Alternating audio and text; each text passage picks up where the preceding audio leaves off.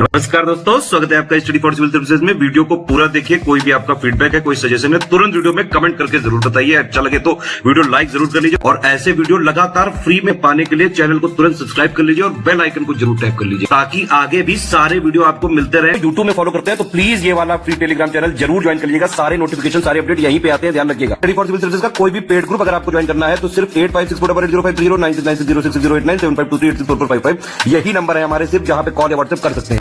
Instagram पे हमारा page जरूर फॉलो कर लीजिएगा, studyforcivil.services है। ट्विटर पे हमको जरूर फॉलो कर लीजिएगा, @studyforcivils है। सारे क्वेश्चन अटेम्प्ट करिए और स्कोर अपना तुरंत कमेंट करके बताइए। दोस्तों नमस्कार, स्टडी फॉर सिविल सर्विसेज में आपका स्वागत है। यूपीपीएससी पेड क्विज़ेस हम लगातार वीडियो फॉर्मेट में भी देख रहे हैं, उसको कंटिन्यू करेंगे आज के फर्स्ट क्वेश्चन के साथ। देखिए, कहा जा रहा है उदय योजना जो है इसका संबंध किस क्षेत्र से है? तो इसका फुल फॉर्म है UDAY का, उज्ज्वल डिस्कॉम एश्योरेंस योजना। ठीक है, इसको नवंबर 2015 में स्टार्ट किया गया था। तो ये पावर सेक्टर जो है, इलेक्ट्रिसिटी सेक्टर, ठीक है, इसके संबंध से है। विकल्प ए को चुनेंगे। पॉलीथीन किस यौगिक के बहुलकीकरण से, यानी कि पॉलीमराइजेशन की एक प्रक्रिया होती है, केमिस्ट्री में शायद आपने पढ़ा हो, तो किससे बनता है ये? तो देखिए, जो आज के डेट में वाइडली आप पैकेजिंग या फिर फूड के रूप में या कैरी बैग्स वगैरह के रूप में पॉलीथीन को यूज़ करते हैं। ठीक है, तो एक जो हाइड्रोकार्बन है एथिलीन, है ना, जिसको फार्मूला के रूप में आप C2H4 के रूप में जानते हैं। ठीक है, इससे बनता है। तो बेसिक जानकारी इतनी रखें, विकल्प ए करेक्ट है। आगे है कि उत्तर प्रदेश में राष्ट्रीय कथक संस्थान जो है कहाँ पे स्थित है? तो कथक चूंकि ये जो स्टेट का एक क्लासिकल डांस भी है, नॉर्दर्न इंडिया में मोस्टली आप सिर्फ इसी को जानते हैं, कथक को। तो ये संस्थान है कैपिटल लखनऊ में। अब है कि किस अनुच्छेद के अंतर्गत संसद को राज्य सूची के विषय में राष्ट्रीय हित में विधि यानी कि लॉ जो बनाने का प्रावधान है, वो शक्ति ऐसी उसको प्राप्त है। तो ये यूनियन पार्लियामेंट जो है वो स्टेट्स सब्जेक्ट के जो मैटर्स पे लॉ बनाता है। ये आर्टिकल संबंधित है 249। आगे देखें, उत्तर प्रदेश के किस जनपद में यानी कि जिले में समसपुर पक्षी विहार जो है स्थित है?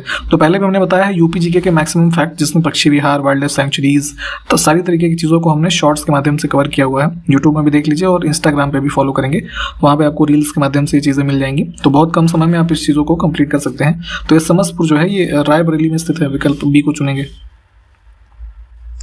आगे देखिए, बादशाहनामा की रचना किसने की थी? तो मुगल टाइम पीरियड में दो प्रमुख पुस्तकें हैं जो आपसे पूछी जाती हैं। एक है अकबरनामा, जिसको अबुल फजल ने लिखा, और बादशाहनामा, इसको अब्दुल हमीद लाहौरी। ठीक है, इसके बारे में ये भी पूछा जाता है कि ये कितने वॉल्यूम्स में लिखी गई है। तो वॉल्यूम को यहाँ पे रेफर करते हैं दफ्तर शब्द से, है ना, इसको भी ध्यान रखिएगा, दफ्तर। तो ये 3 वॉल्यूम्स में है। ठीक, बादशाहनामा। आगे देखें, सूर्य से निकलने वाली ऊर्जा का मुख्य स्रोत जो है वो क्या होता है? तो अब इतनी जो लाइट एनर्जी के रूप में आप एनर्जी सन से प्राप्त करते हैं, क्या होता है उसमें? न्यूक्लियर फ्यूजन जो है ना, इसकी घटना होती है। फ्यूजन ऑफ हाइड्रोजन विकल्प हम चुनेंगे, क्योंकि जो हाइड्रोजन न्यूक्लियस है वो हीलियम में उसका न्यूक्लियर फ्यूजन होता है। तो यहाँ इसके माध्यम से जो है एक इतनी इनॉर्मस अमाउंट ऑफ एनर्जी जो है वो जनरेट होती है। ठीक, तो बी विकल्प को चुनेंगे। बायोस्फीयर रिजर्व्स की भी लिस्ट देखा करिए, है ना, इंपॉर्टेंट जो पूछे जाते हैं। टोटल इनकी कुल संख्या वर्तमान में कितनी है ये बताइए जरा। तो उसी क्रम में नंदा देवी बायोस्फीयर रिजर्व जो है ये कहाँ पे पूछ रहे हैं? तो ये उत्तराखंड में है। आगे देखिए, भारतीय संविधान की प्रस्तावना में वाक्य खंड हम भारत के लोग, तो हमारी प्रीएम्बल जो कॉन्स्टिट्यूशन की है, जिसके बारे में आप जानते हैं कि पंडित जवाहरलाल नेहरू के द्वारा जो ऑब्जेक्टिव रेजोल्यूशन यानी कि उद्देश्य प्रस्ताव प्रस्तुत किया गया था, उस पर ही आधारित है। तो इसकी जो वर्डिंग्स हैं वो हमने ऑस्ट्रेलियन कॉन्स्टिट्यूशन से जो है एक तरीके से प्रभावित होकर के वहाँ से अपनाया है। तो जैसे हमारा स्टेंजा स्टार्ट ही होता है प्रीएम्बल का कि हम भारत के लोग, भारत को एक संपूर्ण प्रभुत्व संपन्न समाजवादी पंथ निरपेक्ष, ऐसे जो पूरा हमारा ये स्टार्ट होता है, तो ये हमने यहाँ से लिया है ऑस्ट्रेलिया से। ठीक, तो ध्यान रखेंगे, ऑप्शन ए करेक्ट है। वहीं अगर हम देखें कि एज अ कॉन्सेप्ट प्रीएम्बल को कहाँ से लिया गया है, तो उसमें आंसर फिर USA होता है। तो ये थोड़ा डिस्टिंक्शन इस चीज़ को समझिएगा। किस अधिनियम के द्वारा भारत में द्विसदनीय केंद्रीय विधानमंडल का गठन हुआ? तो ब्रिटिश टाइम पीरियड में आप देखेंगे तो जो सेंट्रल लेजिस्लेचर था उसमें बाई कैमरल स्ट्रक्चर इंट्रोड्यूस किया गया, जो गवर्नमेंट ऑफ इंडिया एक्ट 1919 का है, जिसको आप मॉन्टेग्यू चेम्सफोर्ड रिफॉर्म कहते हैं। ठीक, इसके माध्यम से डी विकल्प हमारा करेक्ट होगा। देखिए, ये पहले भी आपको बताया हुआ है कि कौन सा तत्व जो है द्रव अवस्था में होता है। एक जो है मान लीजिए सामान्य जो टेम्परेचर होता है, ठीक है, रूम टेम्परेचर उस पर, ठीक। तो ये होता है, अब दिए हुए विकल्पों में देखेंगे तो ये ब्रोमीन हो जाएगा। इसके अलावा मरकरी जो होता है, ठीक। तो यहाँ पे डी विकल्प को चुनेंगे। देखिए हैप्पीनेस इंडेक्स के जितने भी पैरामीटर्स हैं, कंपोनेंट्स हैं, ठीक है, वो आपको पता होने चाहिए, इसके कैलकुलेशन में क्या चीज़ें यूज़ होती हैं। तो उसी क्रम में यहाँ पे जो दिए हुए कंपोनेंट्स हमको हैं, कौन सा उसका भाग नहीं है, ठीक। तो हैप्पीनेस इंडेक्स के कैलकुलेशन के हिसाब से देखें तो भ्रष्टाचार जो है ना, ये गलत हो जाएगा, विकल्प बी। बाकी के सब ठीक है, इन्हें देख लें और संबंधित चीज़ें डिटेल में भी देखें। विश्व का सबसे ऊंचा ज्वार भाटा कहाँ आता है? तो ओशनिक एक्टिविटी के रूप में आप जो ये ज्वार भाटा टाइड्स के बारे में पढ़ते हैं, तो सबसे ऊंचा इनका जो एलिवेशन होता है, कह लीजिए ये फंडी की खाड़ी जो है ना, बी विकल्प में, कहाँ पे है? ये कनाडा में है ना, इसको भी ध्यान रखें। संविधान का कौन सा अनुच्छेद नगर निकाय के जो नगर निकाय है मान लीजिए, उसमें महिलाओं के आरक्षण का प्रावधान करता है? तो म्युनिसिपैलिटीज वाला एक पार्ट जो है 9th बी है ना, इसको ऐड किया गया था 74th अमेंडमेंट से। तो उसमें आर्टिकल्स जो है 243 के ही अन्य जैसे अलग अलग नामों से 243 ये पी से लेकर के आगे कैसे आर्टिकल्स इसमें दिए हुए हैं। तो उसी क्रम में अब यहाँ पे अगर हम रिजर्वेशंस वाला देखें तो SC ST और ये वुमेन्स के संबंध में ये प्रावधान जो है 243 में है ना। तो डी जो है ये करेक्ट हो जाएगा। हाल ही में केंद्र सरकार के किस योजना ने डिजिटल इंडिया अवार्ड्स 2022 का प्लैटिनम आइकन पुरस्कार जीता है? तो डिजिटल इंडिया अवार्ड्स जो है ये नेशनल इंफॉर्मेटिक्स सेंटर जो है ना, NIC, मिनिस्ट्री ऑफ इलेक्ट्रॉनिक्स के अंतर्गत, तो उसके द्वारा ये कंडक्ट किया जाता है। तो 2022 में जो है ये डिजिटल इंडिया अवार्ड्स का 7th एडिशन है, इसको भी ध्यान रखें। तो स्मार्ट सिटीज मिशन जो है इसके अंतर्गत इनका एक डेटा स्मार्ट सिटी इनिशिएटिव है ना, उसको पर्टिकुलरली मिला है। तो यहाँ पे विकल्प ए जो है इसको ही चुन लेंगे हम। दिसंबर 2022 में प्रोजेक्ट 75 के तहत भारतीय नौसेना को 5वीं स्कॉर्पियन पनडुब्बी वागीर इसका नाम है, ये प्राप्त हुई। इसका निर्माण किस कंपनी ने किया है? तो इसमें देखिए दो चीज़ें इंपॉर्टेंट है। प्रोजेक्ट 75 के बारे में थोड़ा डिटेल में पढ़िएगा। ये लगभग 30 ईयर्स का एक प्रोजेक्ट है जिसके अंतर्गत कुल 24 ऐसी सबमरीन्स बनाई जानी है, ठीक है, जिसमें से 6 जो है वो न्यूक्लियर पावर्ड होंगी, क्योंकि अभी हमारे पास सिर्फ एक न्यूक्लियर पावर्ड सबमरीन है, INS अरिहंत, ठीक। तो उसी क्रम में यहाँ पे प्रोजेक्ट 75 में रिसेंटली 21 दिसंबर के आसपास वागीर जो है इसका मतलब कंस्ट्रक्शन कंप्लीट हुआ है, ये Mazagon dock shipbuilders limited के द्वारा। तो ये बी विकल्प को हम चुनेंगे, ठीक। थोड़ा डिटेल में भी इसको देख लीजिए। आगे देखिए, दिसंबर 2022 में किस देश ने भारतीय बिजली बाजार से बिजली की आपूर्ति के लिए PTC, ठीक है, एक ये कंपनी है PTC इंडिया, तो इसके साथ साझेदारी की है। तो PTC इंडिया के साथ साझेदारी की है भूटान ने। इसमें इलेक्ट्रिकल सप्लाई जो है इनको की जाएगी फॉर द विंटर सीजन्स, ठीक। तो आपको ये बताना है कि PTC इंडिया जो है ये पब्लिक लिमिटेड कंपनी है या प्राइवेट है, ठीक है, ये जरा बताइए।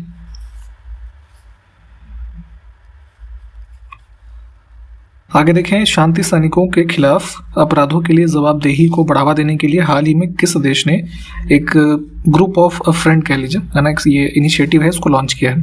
तो United Nations peace keeping force जो कार्य करती है, ठीक, तो उसके अगेंस्ट में जो भी कह लीजिए क्राइम्स होते हैं उसके एक अकाउंटेबल प्लेटफॉर्म के रूप में ये ग्रुप ऑफ फ्रेंड्स लॉन्च किया गया है इंडिया के द्वारा, जिसमें बांग्लादेश, इजिप्ट, मिस्र यानी कि फ्रांस, मोरक्को, नेपाल है ना, ये सब भी जो है शामिल हुए हैं। तो इसको थोड़ा डिटेल में भी देख लीजिएगा। यहाँ पे बी विकल्प को चुनेंगे। आगे देखिए, कौन सी कंपनी लगातार 5वीं बार महाराष्ट्र ओपन की टाइटल स्पॉन्सर बनेगी? तो टेनिस का ये आयोजन होता है महाराष्ट्र ओपन, ठीक। तो इसमें जो स्पॉन्सर्स होते हैं जैसे क्रिकेट में आप देखते होंगे, तो वैसे ही यहाँ पे इसका टाइटल स्पॉन्सर लगातार 5वीं बार बन रहे हैं ये टाटा मोटर्स। वित्त मंत्रालय के आंकड़ों के अनुसार चालू वित्त वर्ष यानी कि 2022-23 की पहली छमाही यानी कि जो शुरू के 6 महीने हैं हमारे इस फाइनेंशियल ईयर के, तो उसमें भारत की जो GDP ग्रोथ रेट है वो लगभग कितने प्रतिशत रही? तो अभी जैसे BPSC वाले स्टूडेंट्स भी अगर ये वीडियो देख रहे हैं तो उनके लिए इंपॉर्टेंट डेटा ये 9.7% जो है ये हमने 6 महीनों में वृद्धि दर जो है अर्जित की है। 20 दिसंबर 2022 को भारत में, ये भारत 2 बार हो गया है, इग्नोर करेंगे थोड़ा सा, किस सांस्कृतिक स्थल को यूनेस्को के विश्व धरोहर स्थलों की संभावित सूची में शामिल किया गया है? तो देखिए, एक टेंटेटिव लिस्ट होती है यूनेस्को की जो हेरिटेज साइट्स होती हैं, तो उसमें कोई भी स्थल को शामिल करने से पहले एक टेंटेटिव लिस्ट होती है, उसमें शामिल किया जाता है for the period of 1 year. ठीक, तो उसमें यहाँ पे अभी शामिल किया गया है मोढेरा का सूर्य मंदिर, गुजरात का वडनगर शहर, और त्रिपुरा में ऊनाकोटी की चट्टानों को काट कर बनाई गई कुछ मूर्तियां हैं, स्कल्पचर्स हैं। तो ये भी जो है मोढेरा का सूर्य मंदिर गुजरात में है। तो ये तीनों को शामिल किया गया है। ठीक, तो ध्यान रखेंगे। अभी वैसे अगर हम देखें ओवरऑल तो इंडिया में कुल 40 वर्ल्ड हेरिटेज साइट्स हैं, जिसमें से 32 जो है वो कल्चरल हैं, 7 नेचुरल प्रॉपर्टीज हैं और 1 मिक्स साइट है। ठीक, तो यहाँ पे डी विकल्प को चुनेंगे। दिसंबर 2022 में परमाणु ऊर्जा नियामक board, atomic energy regulatory board जो है, इसके अध्यक्ष के रूप में किसे नियुक्त किया गया है? तो अपॉइंटमेंट भी इंपॉर्टेंट होती हैं। इनको जो है लगभग 3 वर्षों के कार्यकाल के लिए दिनेश कुमार शुक्ला जो सी विकल्प में है, इनको नियुक्त किया गया है। ठीक, देखिए कृषि से संबंधित कुछ हाल ही में आंकड़े जारी हुए, तो उसी के क्रम में है एक क्वेश्चन कि प्रति कृषि परिवार औसत मासिक आय जुलाई 2018 से जून 2019 यानी कि लगभग 1 वर्ष का डेटा जो है, उसके दौरान प्रति कृषि परिवार यानी कि जो भी फैमिलीज ऐसी एग्रीकल्चर में कलेक्टिवली इन्वॉल्व हैं, उनकी मासिक आय जो है कितनी रही। तो उस मामले में शेष के जो 3 राज्य हैं वो कौन कौन से हैं? तो सबसे टॉप पे था इसमें मेघालय, लगभग इसकी जो मंथली इनकम थी फैमिली वाइज 29,348 रुपए के आसपास थी। ठीक, उसके बाद पंजाब, फिर हरियाणा। तो इस हिसाब से विकल्प हमारा जो है ए बन जाएगा।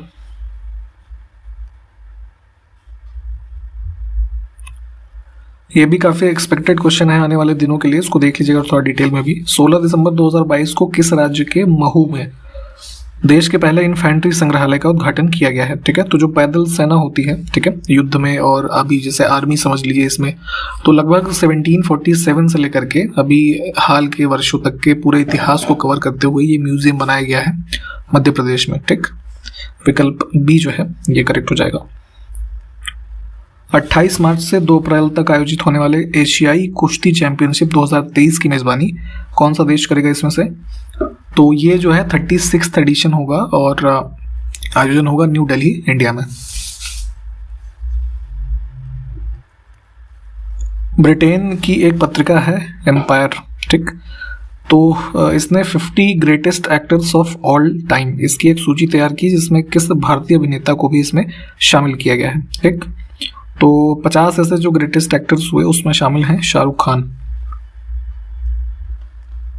आगे देखें, किस शहर में स्थित भारतीय विशिष्ट पहचान प्राधिकरण मुख्यालय ने प्रतिष्ठित, अब यहाँ पे ये गृहा बेसिकली एक शॉर्ट फॉर्म बनाया गया है जो यहाँ पे लिखा है, इसका अनुकरणीय प्रदर्शन पुरस्कार 2022 ये जो हमारा भारतीय विशिष्ट पहचान प्राधिकरण यानी कि जो आधार कार्ड इशू करता है संस्थान UIDAI, इसने जीता है। तो देखिए ये स्थित तो है वैसे यहाँ पे इसका मुख्यालय नई दिल्ली में, तो इनकी जो बिल्डिंग है, ठीक है, वो सोलर पावर को यूज़ करने और भी जो अन्य रिन्यूएबल एनर्जी सोर्सेज हैं उससे अपनी रिक्वायरमेंट को पूरा करने और सस्टेनेबल डेवलपमेंट की दिशा में कार्य करने के लिए यहाँ पे इस जो गृहा अवार्ड है इसमें एग्जेम्पलरी परफॉर्मेंस अवार्ड इसको इन्होंने जीता है। गृहा का फुल फॉर्म होता है green rating for integrated habitat assessment, इसको भी थोड़ा डिटेल में देख लीजिएगा। ठीक, तो यहाँ पे हम बी विकल्प जो है इसको चुनेंगे, ये अवार्ड इन्होंने प्राप्त किया है। ठीक, UIDAI ने।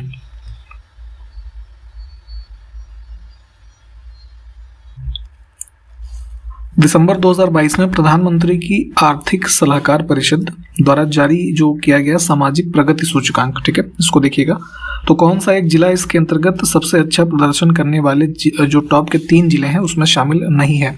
तो 4 विकल्प हमारे पास है, तो यहाँ पे थोड़ा पहले इसके बारे में देखते हैं। एक का समूह है institute for competitiveness and social progress imperative, है ना, इसके द्वारा ये आपका जो ये सामाजिक प्रगति सूचकांक है, ठीक है, इसको तैयार किया गया है, सोशल प्रोग्रेस इंडेक्स। ठीक, तो इसमें ये स्टेट्स और डिस्ट्रिक्ट के लेवल पे जो सोशल प्रोग्रेस हो रही है भारत में, है ना, उसके डेटा को यहाँ पे बताया गया है 6 कैटेगरीज के अंतर्गत।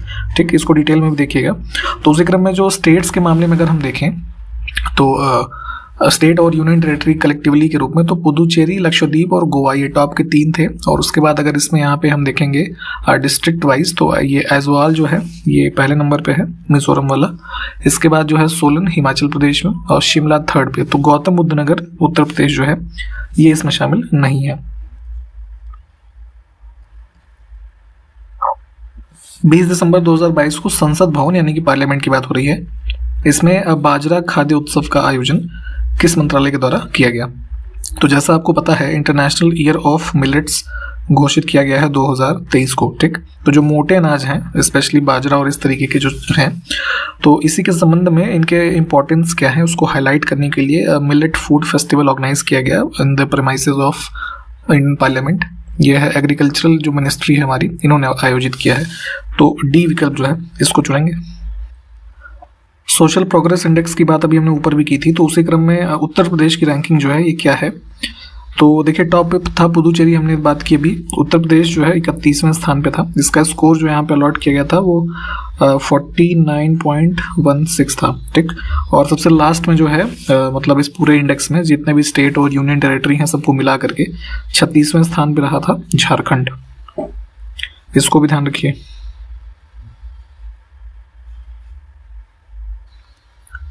दिसंबर 2022 में किस पूर्व महिला खिलाड़ी को राज्यसभा के सभापति यानी कि जो वाइस प्रेसिडेंट हैं जगदीप धनखड़, उन्होंने उच्च सदन यानी कि राज्यसभा के जो एक पैनल होता है उपसभापतियों की समिति है ना, उसमें नामित किया है।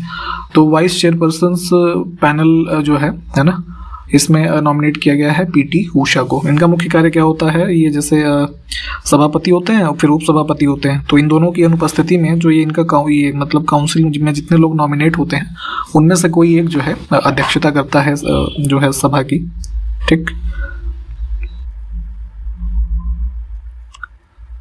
भारत में हर साल 22 दिसंबर को राष्ट्रीय गणित दिवस किसके जन्म दिवस पर मनाया जाता है? तो लेजेंडरी मैथमेटिशियन थे श्रीनिवास रामानुजम, है ना। तो इनकी बर्थ एनिवर्सरी होती है 22 दिसंबर को। तो ये भी डेट भी याद रखिएगा, पूछ ले कोई कि मैथमेटिक्स नेशनल मैथमेटिक्स डे जो है कब होता है, तो 22 दिसंबर।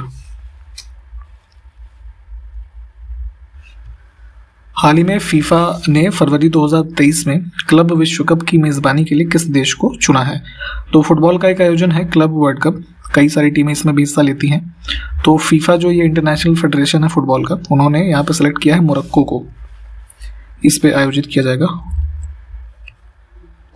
आगे देखिए, भारतीय नौसेना के लिए देश का पहला anti submarine warfare shallow watercraft INS अरडाला है ना, इसको लॉन्च किया गया है। तो इसका निर्माण किस कंपनी ने किया है ये बताना है। तो देखिए एंटी सबमरीन वॉरफेयर सिस्टम्स के रूप में एक शिप को डेवलप किया गया है, ठीक है।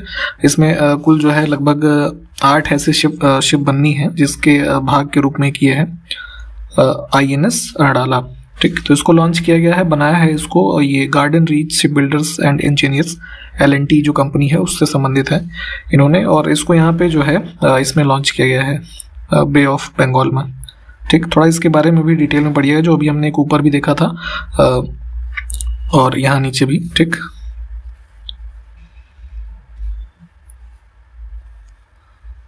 आगे देखें, हाल ही में रूस ने भारत के किस परमाणु रिएक्टर के लिए उन्नत TVS-2M है ना, ये एक फ्यूल का नाम है। तो हालांकि डिटेल में चाहे तो इसको देख लीजिएगा, ये फ्यूल यूज हो रहा है न्यूक्लियर रिएक्टर के लिए।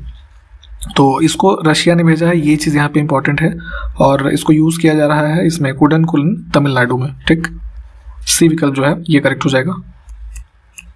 आगे देखें, 2022 के एकेडमिक उत्कृष्टता के लिए हाल ही में उपराष्ट्रपति जगदीप धनखड़ के द्वारा भारत का पहला डॉक्टर राजेंद्र प्रसाद अवार्ड जो है किसे प्रदान किया गया? तो Indian institute of public administration new Delhi में है, ठीक। तो इसके अंतर्गत यहाँ पे जो जितेंद्र सिंह है हमारे DOPT के मिनिस्टर, उन्होंने इसकी अनाउंसमेंट की थी डॉक्टर राजेंद्र प्रसाद अवार्ड की। तो ये जो है इसमें एकेडमिक एक्सीलेंस के लिए अवार्ड दिया जा रहा है, ठीक। तो पहले अवार्ड ये जो प्रदान किया गया है 2022 में, ये मिला है इनको प्रोफेसर रमेश अरोड़ा को। तो इनका नाम ध्यान रखेंगे, और प्रदान किया है उपराष्ट्रपति जगदीप धनखड़ ने।